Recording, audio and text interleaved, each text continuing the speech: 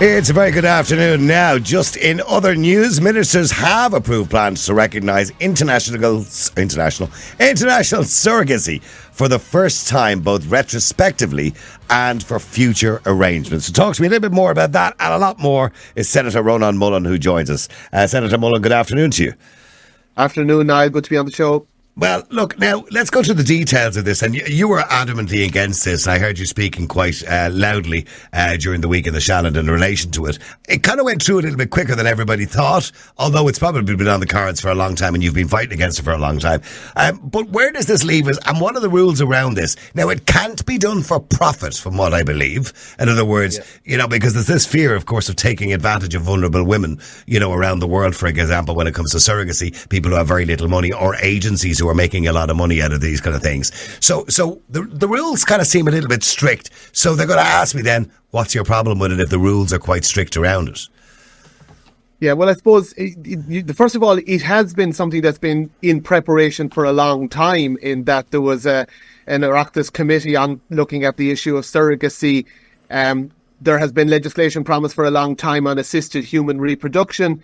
Nonetheless, when it finally came to the Dáil, it went through without a single vote being called, and the debate that took place in the Shannon was curtailed by the use of the guillotine mechanism, so that we didn't even get to debate the various amendments that were proposed.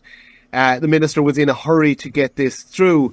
I would say also that just because it's taken a long time doesn't mean that they've consulted with everybody, and the fact that there was no vote in the Dáil suggests to me that yes, this is a carefully crafted piece of legislation, but which sets out to secure their objectives. But there wasn't what I would call challenging scrutiny, where the fundamental human rights issues were dealt with. The minister really barely spoke about surrogate mothers or any exploitation of them. There's a denialism around all of that. So it is. But sure, but they must recognise that there is exploitation worldwide when it comes to surrogacy. No, there was a denialism about that, I would say. By the way, we should say this is legislation that permits domestic and international surrogacy within the context of wider regulation of assisted human reproduction, the use of IVF, all the rest of it, okay? On the domestic and international surrogacy, the big concern about surrogacy is, two things. One, it involves, in one way or another, the commercialization of women's baby carrying ability.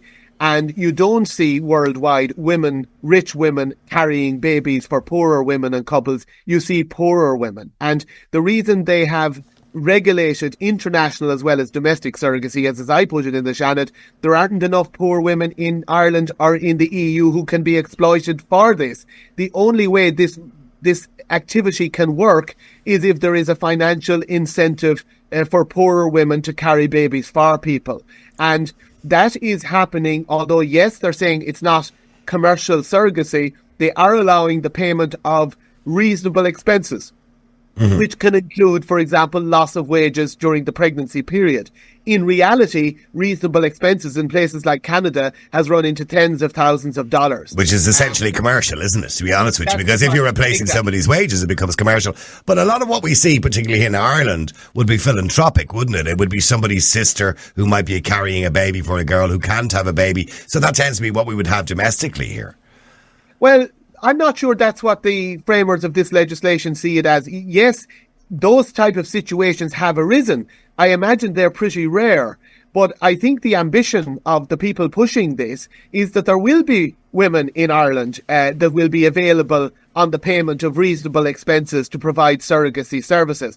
And by the way, this isn't just for, infertile couples. This is for any single man or woman or couple, same-sex or heterosexual, who want to commission a child and bring them into the world. Now, the safeguards that they have put in place, which to my mind don't go far enough because the thing is problematic in itself, but it should be acknowledged, they are requiring that this will be gestational surrogacy only, which is to say that the surrogate mother's own egg cannot be used in the process.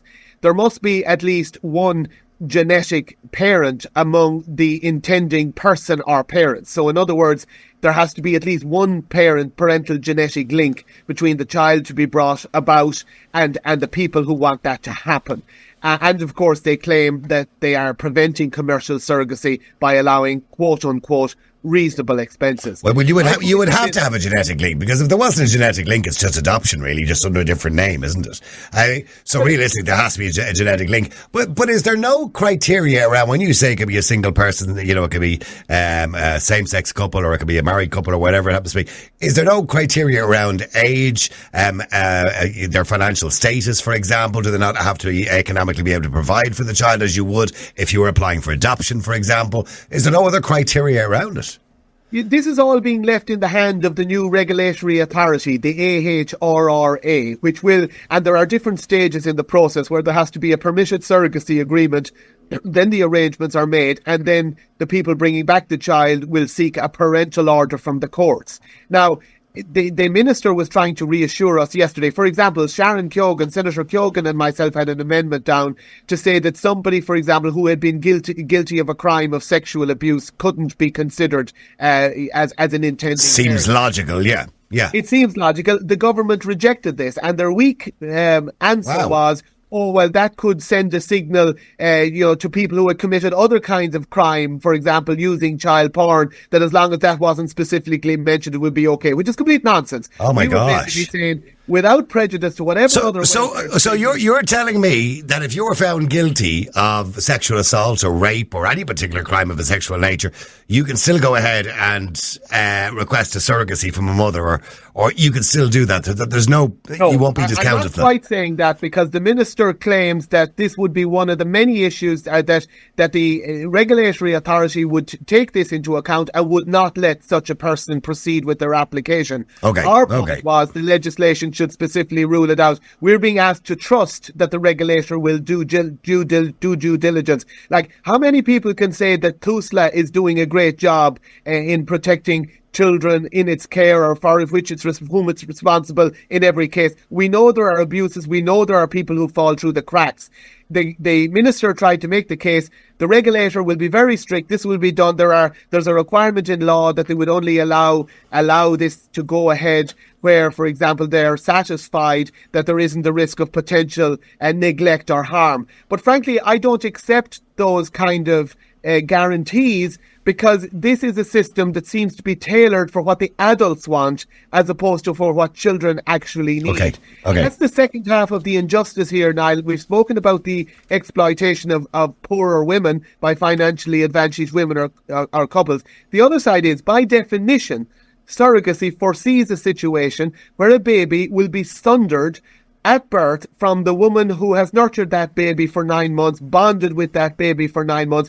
You know, they say breast is best. Well, not if you're a surrogate child. You're deliberately intending the bringing into a child who will not have access to his or her mother's breast milk. And indeed, that child will not have the society support and indeed the responsibility towards them of at least one of their genetic parents. And that, to my mind, is a denial of a child's rights up front and in advance, simply so that adults can get what they want. In relation to the legislation, it has been approved. It has been passed. As you said, it didn't go to the Dáil for a vote, but it has been passed now. Your fear, obviously, is that the goalposts will move on legislation, just like it does with every other piece of legislation in this country. We see the goalposts move over time. When people in the right positions get themselves into any type of power at all, they can move the goalposts. So what is your ultimate fear, then, if the goalposts do move? Well, I suppose, to be honest with you, the fear, the concern is already there. It's the idea that instead of penalising people who engage in any way for surrogacy agreements, international surrogacy agreements in particular, I think there should be a penalty for such things if we're to try and prevent it from happening. And yes, from the point of view of the child's welfare, where it has already happened, you would, of course, for the sake of the child, acknowledge the relationship that they have with the parents who have brought them into being. You wouldn't leave the child on the waves of the world. But how are we going to prevent this kind of exploitation of poor women and indeed the denial in advance to the children involved of certain things that should be considered? I mean, consider this, Niall. A single person, right, a man, can commission a child under this law using his own sperm, with a donated egg from another woman and a surrogate mother. And if he wishes, maybe if he has engaged or availed of the Gender Recognition Act 2015 to have himself registered As the a woman. mother of that child, there is nothing to stop that. Now, this is more of the government's crazy gender ideology which has crept in here. This was put to the minister, and the government has no problem with it. Now, we've had a referendum where an awful lot of people went out and voted no to what the government wants, and one of the big reasons was they didn't like the way the government was tricking around with respect for motherhood. And now look what they've done. Okay, well, that does seem bizarre, actually, that somebody could register themselves, a man could register themselves as the mother of a child. But I know Senator... the law to stop it, and I got legal advice on that. Yeah, I do know Senator Crogwell... Parental order. Senator Crogwell has asked to revisit, of course, the gender recognition bill again, because I think it was done in haste the last time. And I think if we look across the United Kingdom and the way those kind of things are changing, they're starting to reverse things that they put in place. And I think everybody accepts at this stage that maybe we acted too quick in relation to the gender recognition bill, and maybe we should come back to that whole other debate. Speaking of debates, by the way, there was no debate last night, really, was there? The Dáil voted, opted into the EU Migration Pact against the will of the people, it would seem, 79 to 72. I spoke to Fianna Fáil TDs today, Ronan. I tried to get them onto the podcast today.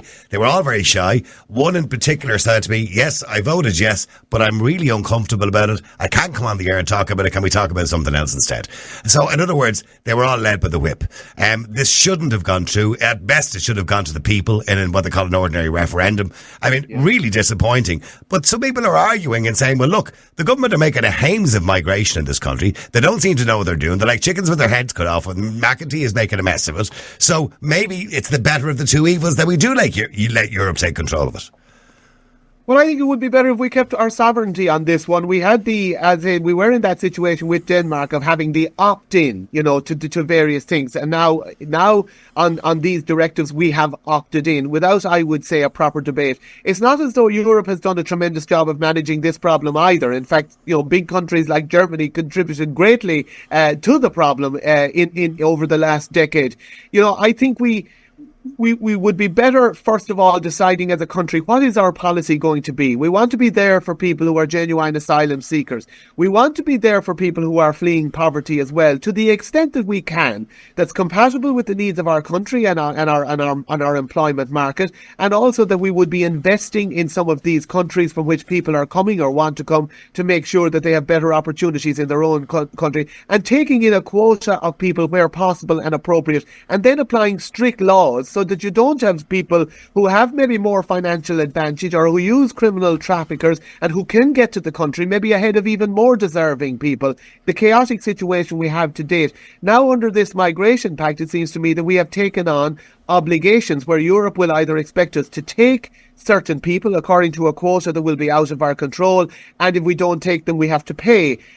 I think sooner or later we have to ask the question, and I'm not an expert on this, it's an area I need to look at more, but I think sooner or later we have to ask the question, don't we need to find some kind of working relationship with the British on this issue, because they have a problem that they're not able to control, but we have a common travel area with Britain. So it seems to me that no matter what we do, we will not get to anything like a solution to this problem until we sit down with the British and maybe, get a bit closer to them in some way, or come to some kind of agreement with them about how we're going. Well, that's going to be a difficult situation. Well, that's going to be a difficult. It's going to be a difficult situation. I know Patrick Tobin had suggested a border down the Irish Sea, but here's the thing: Britain wants rid of them as well. The ones that they believe are undesirable, and not the ones they want to help. And of course, they can't return them to the EU. So they can't return them to France, where a lot of them are coming across the Channel Tunnel, or the Channel, should I say, in France. So they can't return them to the EU. So that's their big problem. So it suits Britain that Ireland and Britain are not communicating on this matter,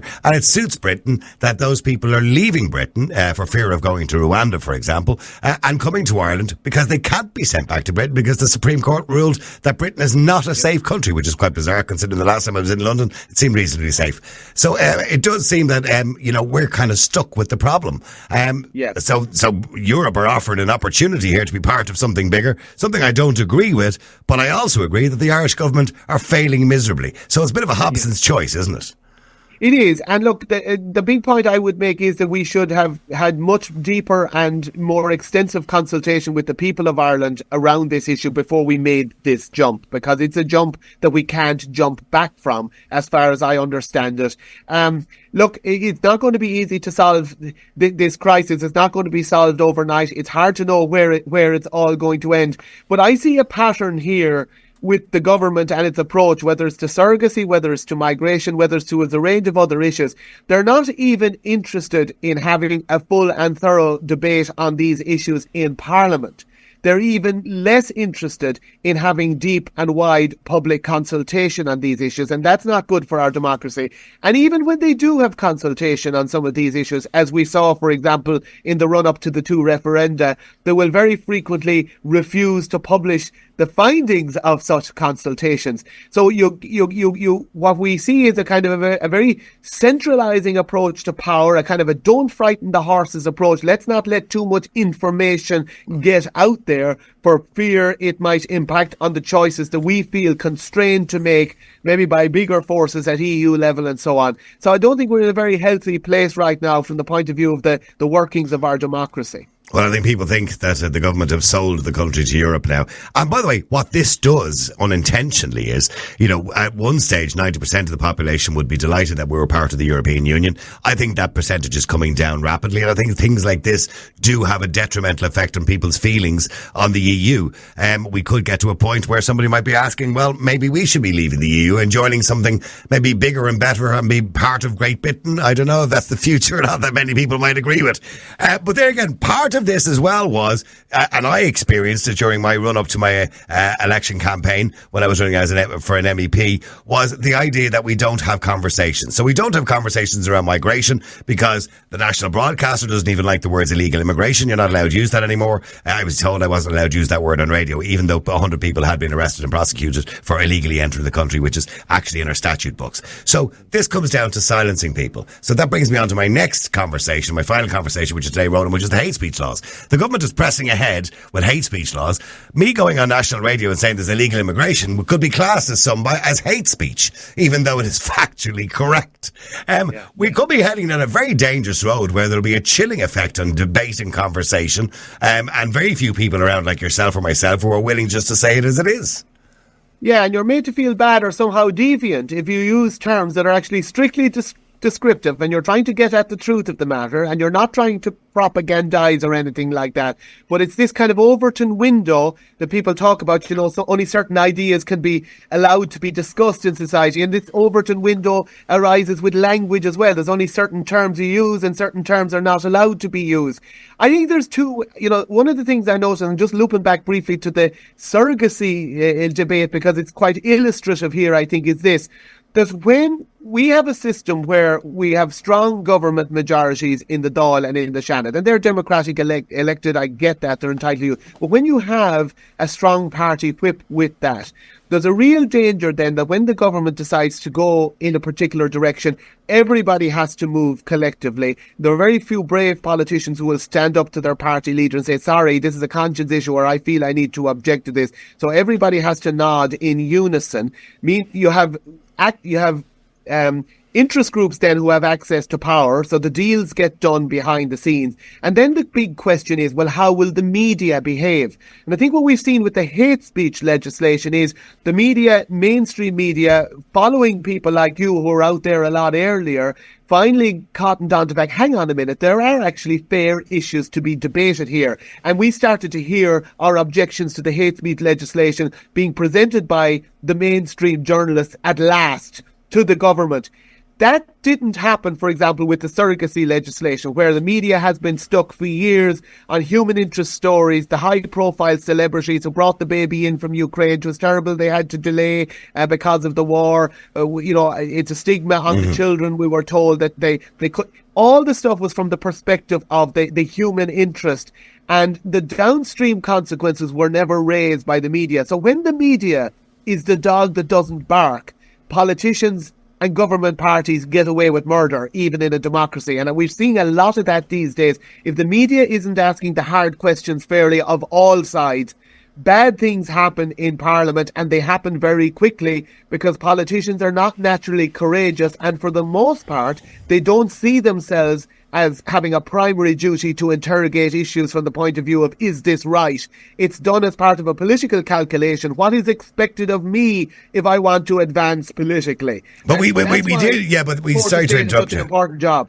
Well, during the elections, for example, I wasn't on the primetime debate because I wasn't invited on, even though I was polling very high. And that could have put me over the line, by the way. But we saw in the primetime debate 8 people who more or less agreed with each other on the issue of immigration. It was just a matter of who agreed the most. So that part of the debate lasted only 5 minutes.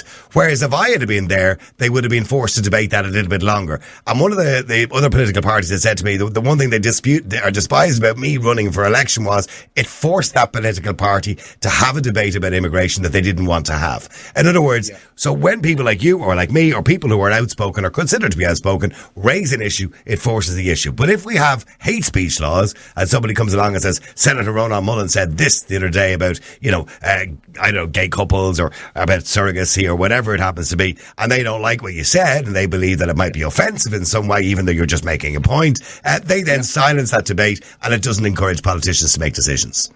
Yeah, and as I was saying, the different ways in which the censorship culture gets hold through the media. 1, certain ideas may not be discussed. 2, certain language may be not used or may not be used. But the third way, and just as bad as anything, is just they ignore the topic altogether, and they don't bring on the. But it does all seem to be. But it all seems to be centred. The hate speech legislation seemed to come in at a very convenient time. It all seems to be centred around transgenderism and gender ideology, because it seemed to come in and around that time. Because we do have legislation there, by the way, since 1989, which in Garda Síochána, by their own admission, were using after the November riots. They said they were using the existing legislation on hate speech to go after a few people who had put stuff up on Twitter, people who were rounding people up, etc. Now, if they were able to use it then, I don't know why the minister is saying it's inadequate, because clearly they could use it for social media then.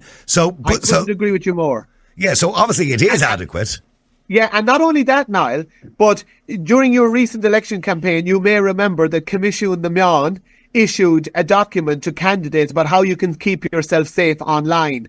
And among the legislation they listed as being helpful and as regulating this is exactly what you said. It was the 1989 Protection Against Incitement to Hatred legislation. And we were told by the government, this legislation is inadequate now because it doesn't deal with the new social media digital age. Clearly it does. The Meán were able to cite it as useful legislation. Seems to me they could tweak that legislation if they wanted to quite well to deal with the hate speech issue. But the reason they wouldn't want to, of course, is that it has higher standards, because you have to be intending or likely to stir up hatred. Right. And of course the government are on the record as saying we want it to be a lower threshold so we can get more convictions. That's their and let a judge and a jury decide where somebody's life is destroyed for a year while they're being brought to court for saying something online that somebody else just didn't like. But look, it's very interesting. Punishment. When do you think they're going to... I mean, look, things are happening very quickly. You saw that legislation go through on surrogacy yesterday. The EU Migration Pact went through late last night. The hate speech laws seems to be the next one on the table. When do you think that's likely to be voted on the Dáil? Well, the hate speech, the hate speech legislation, incitement to criminal justice, incitement to hatred act, incitement to violence or hatred and hate offences bill, that has already passed the Dáil, and as you know, it is stuck in the Seanad. Now, it doesn't seem to be coming to us this side of the recess, which is coming up in a couple of weeks' time.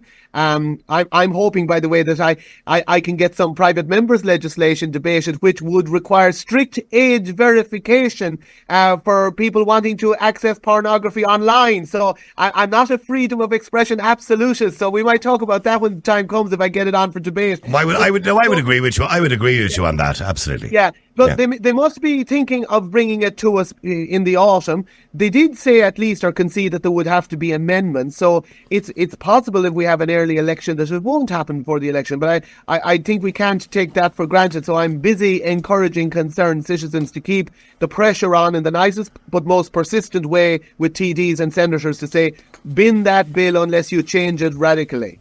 Okay, 2 final questions before you go, and these will be quick answers, Ronan. I'm asking every politician that I'm talking to over the next 6 months, when's the election going to be, and what do you reckon, or who do you reckon will be the next government of Ireland? Oh, that's a hard one. Next election, it's really 50-50. I mean, Simon Harris keeps insisting and others that it's going to... I'm starting to believe it could be the spring, but, I'll still be hopefully on a war footing or on a battle footing for the Shannon elections after the budget. I won't be planning any holidays for later in the year, put it that way. Who will be the next government? Well, in the light of the local elections, it could well be Fianna Fáil, Fine Gael again. Now, having said that, Sinn Fein did badly the last time around and in the locals, and then had a great general election performance. But they did badly in the Europeans too. I mean, Lynn Boylan, although getting a seat, our first preferences were extremely low, and she was predicted to get a lot higher than that. I probably robbed a few of those, mind you.